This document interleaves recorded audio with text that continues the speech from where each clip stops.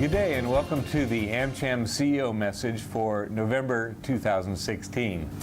I think it goes without saying that a lot has changed in the world since my last message last month.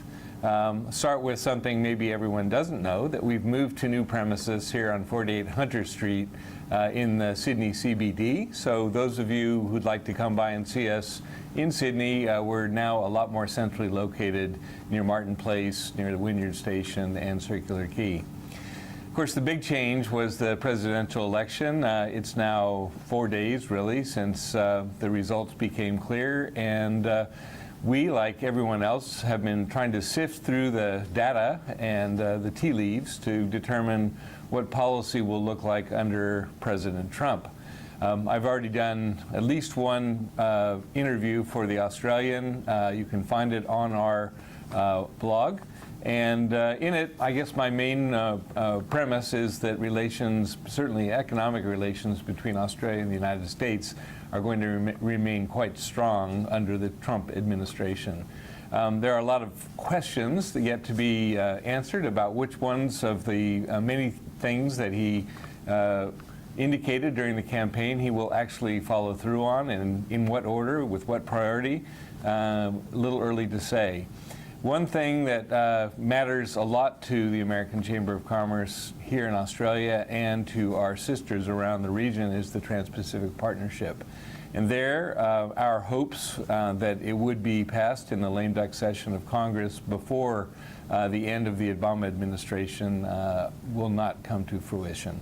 We had planned a trip to Washington in December with colleagues from Japan and Singapore and other TPP countries in order to try to push TPP across the finish line of ratification by the U.S. Congress, but it will not be on the agenda for the lame duck session. So will free trade be dead? Will there be some sort of compromise brought forward that would allow the TPP to be resuscitated early in the Trump administration? Let's hope so.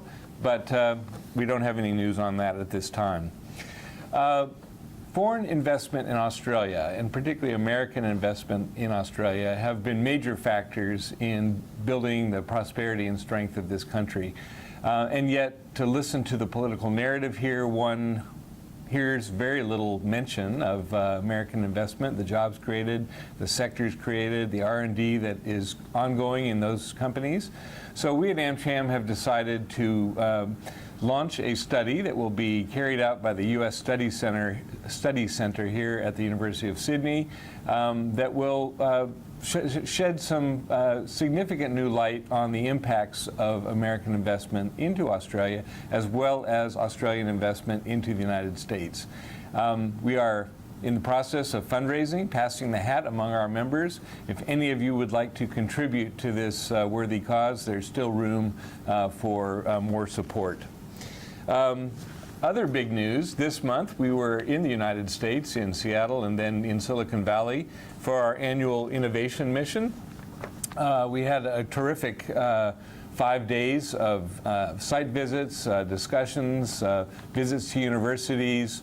We started off at the Boeing plant in Everett, Washington on Monday morning. We ended up at the Tesla factory in Fremont, California on Friday afternoon, and in between those two stops we visited iconic companies like Microsoft, Amazon, Intel, Salesforce, Twitter, and at least a dozen others. It was just fabulous. So I'd just like to say, for those of you with an interest in innovation, we have other activities planned. We have a MedTech mission around Sydney that will visit some of the most exciting companies and university sites doing research into medical technology. That date is December 6th, and we still have room. We'll end up with a networking reception at the Garvan Institute, at which the New South Wales Minister of Health, who is really probably the most knowledgeable public health official you'll ever meet, will be speaking that evening at our reception. We have quite a few other activities coming up between now and the end of the year.